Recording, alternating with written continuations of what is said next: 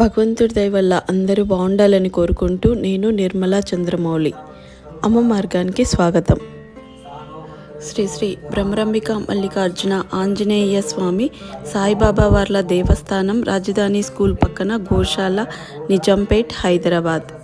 ఇది ఫిబ్రవరి 24వ తారీఖు సాయిబాబా వారి 3వ వార్షికోత్సవం సందర్భంగా ఆ రోజు స్వామివారికి, బాబావారికి అభిషేకాలు, మధ్యాహ్నం హారతి, భోజనాలు కార్యక్రమం ఉండిందండి.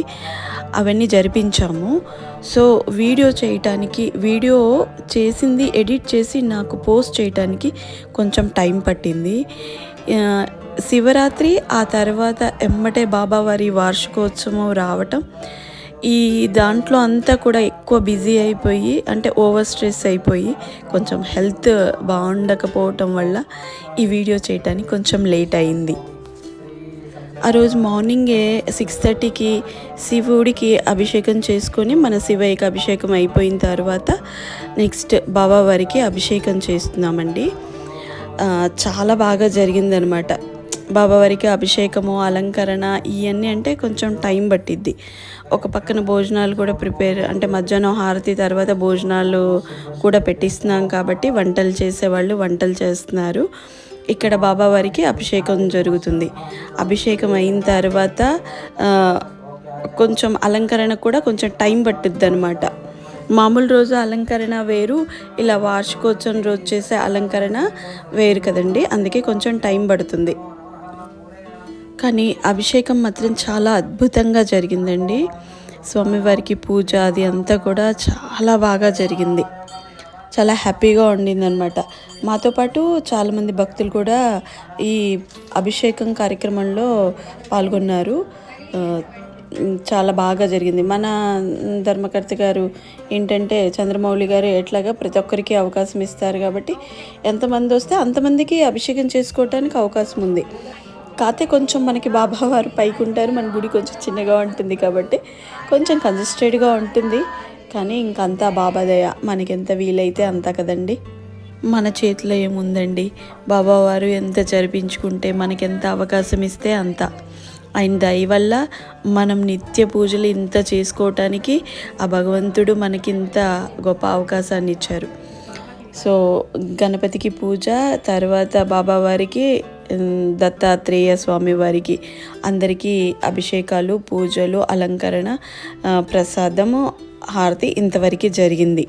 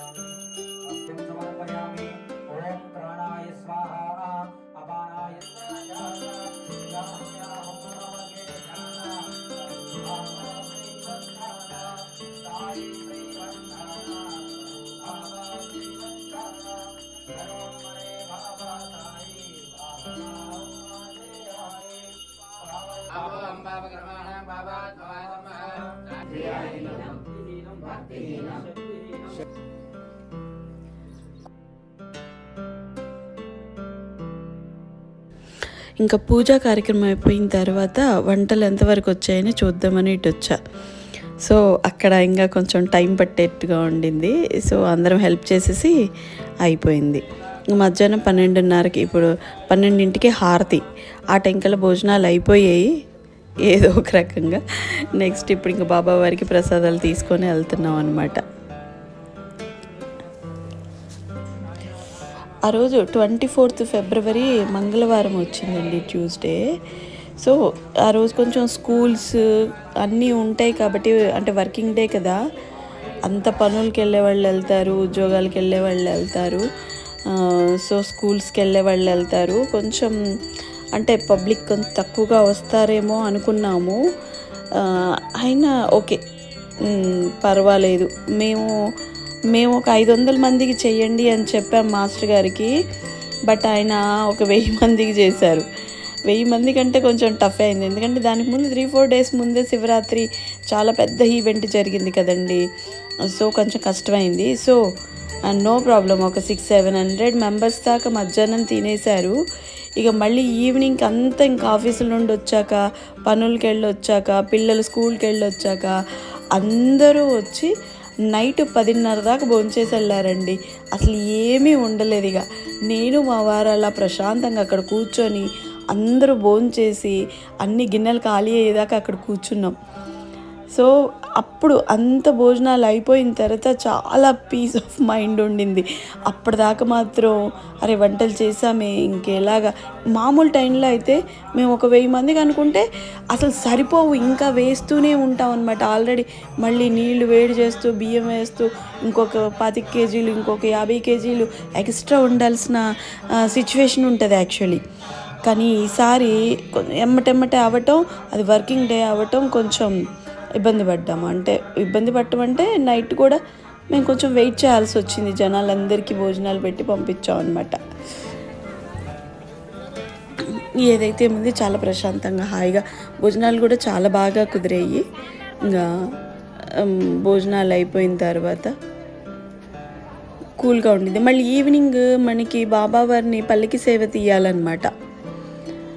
అది కూడా ఎప్పుడైనా కొంచెం అంటే వీధుల్లోకి తీసుకొని వెళ్ళి వెళ్తాము. వర్కింగ్ డే అవ్వటం వల్ల కొంచెం మార్నింగ్ వచ్చిన వాళ్ళు కొంచెం అలసిపోయి ఉన్నారు. సో మాకెంతవరకు వీలైతే అంతవరకు అక్కడక్కడే ఊరేగింపుగా కూడా చేసాం. నాకు సాంబార్ ముక్కలు వేయండి ఎక్కువగా అని అడుగుతున్నాను. సాంబార్లో వచ్చే ముక్కలు వేస్తున్నారనమాట స్పెషల్గా. ఇంకా తర్వాత ఏముంది, ఇంకా నైట్ అయింది. మళ్ళీ ఒక 6:30కి వచ్చి బాబావారిని ఇంకా ఒక్కసారి పల్లకి సేవగా ఊరేగింపులాగా తీసుకొని వెళ్ళి వచ్చామండి. ఆ మన గుడి చుట్టూరుతోనే తిప్పి తీసుకొని వచ్చాం.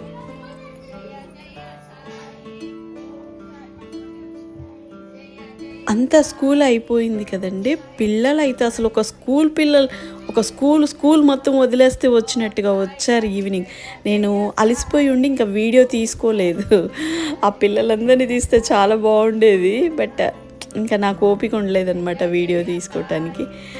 సో పిల్లలు చాలా బాగా వచ్చారు. బాబావారికి ఇష్టంగా పిల్లల్ని రప్పించుకున్నారు ఈవినింగ్ అంతా. చాలా బాగా అనిపించింది. కల్మషం లేని పిల్లల చేత ఆయనకు భోజనం పెట్టించారు ఆ పిల్లలందరికీ అని చాలా హ్యాపీగా ఫీల్ అయ్యాం నైట్. అదండి అలా జరిగింది బాబావారి వార్షికోత్సవం. ఇవాళటికి ఈ వీడియో ఎంత అండి. మళ్ళీ నెక్స్ట్ వీడియోలో మళ్ళీ కలుద్దాం. జై సాయిరామ్.